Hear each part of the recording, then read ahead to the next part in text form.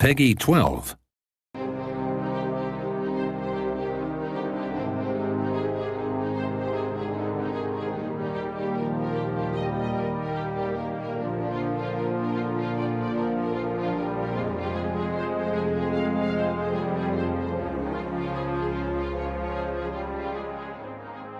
Today I'm going to talk to you about the sharp end of politics, that is warfare.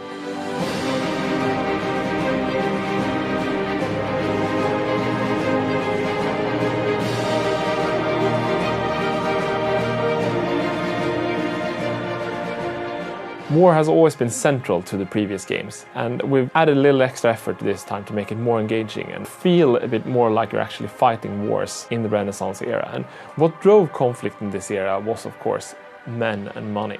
This is a concept we'd had in the previous games, so we wanted to sharpen it a bit and make it more important to the player. And what we did, for example, with the men, is that we have the concept of manpower that we always had. And as you lose soldiers, you will have to take it from your manpower pool to recover it. What happens in Europa Universalis 4 is that the process of getting your manpower back is way slower. And this will really give you a feeling that if you fight a protracted war, if you lose a lot of men, if you say assault a fortress instead of sieging it slowly, if you fight costly battles, even if you win, you can have this kind of lost generation that you need to contend with. And then you might actually be out of the game for a long time, so you really need to manage your manpower. And then, of course, there are ways to deal with this. Natural ideas where you can create a nation that can bring more men out of the manpower pool, for example. And you can build certain buildings like training grounds to help train up your manpower pool faster. And then, of course, depending on which country you play, if you're a small merchant republic, your manpower pool won't be very big even if you try to optimize it. But what if you are this merchant republic then? What should you do? Well, you can do what they historically did. You can hire mercenaries. Of course, they don't cost you any manpower, but they cost lots of money. So you have a choice there. You can still have an army even if you don't have any manpower. And money comes even more there, because what we did, we felt that wars in the era was so expensive. I mean, monarchs invented new taxation systems just to be able to fund their wars. So we wanted to make them more expensive. What we did was that reinforcements now cost very much more money than they did previously. So if you go into the war, you have a balanced budget, for example, and you have a nice war chest. You think that this will be fine. This war will be over. The boys will be home for Christmas. But as you fight the war and the men die off, you have to pay to train up new troops. Reinforcements costs, and they cost a lot. You will go into this war and feel that you have lots of money, especially compared to the previous games. And you will enter the war having taken lots of loans and be close to bankruptcy. You can use your money to get the war started, but if it goes on for very long, you will really start to think about the economy.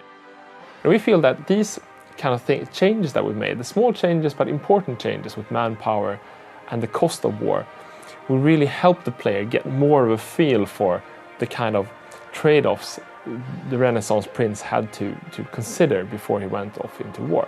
One thing I should mention there, of course, is that what the Renaissance prince did, and what any modern ruler would do if he has no money, is that he would take loans. And we've tried to help the player there by making it cheaper to take on loans. In the previous games, it was more like if you took a loan, that was a loss.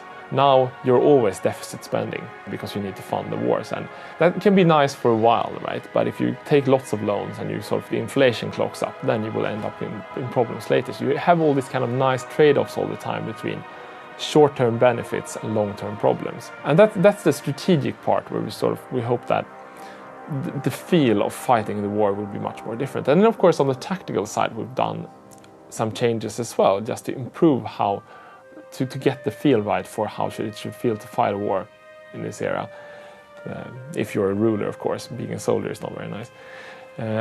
What we wanted was for the battles to be a bit more decisive. So, for example, we added a mechanic called shattering, in the sense that when you march your army into battle and you lose, before it just retreat a little bit and then you can fight again. But now, if you lose decisively, the army can shatter, and that means that your soldiers will break and run, and they will run all the way back until they find a safe province before you can stop them. And there they have to stay a bit and recover their morale.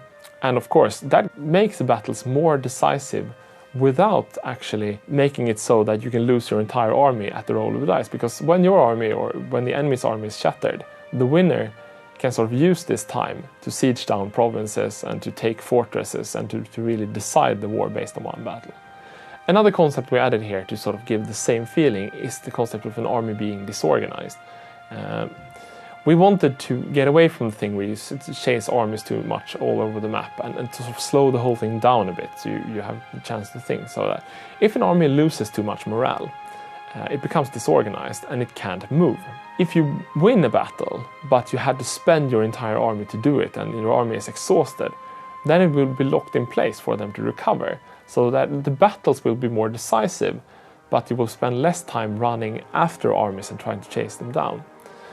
We have these kind of concepts that on the surface of it feels fairly complicated, but we really want the player to understand what happens, so we redone the entire combat interface so that anything that happens and that decides a battle should really be visible on the map. There should be no more instances where the player don't really understand why somebody won and why somebody lost. It should feel sort of the same as in the previous games, but it should feel much more, if you know what I mean, right? It should be more decisive battles. They should cost you more money, and you should feel more pain when you lose the soldiers in the field.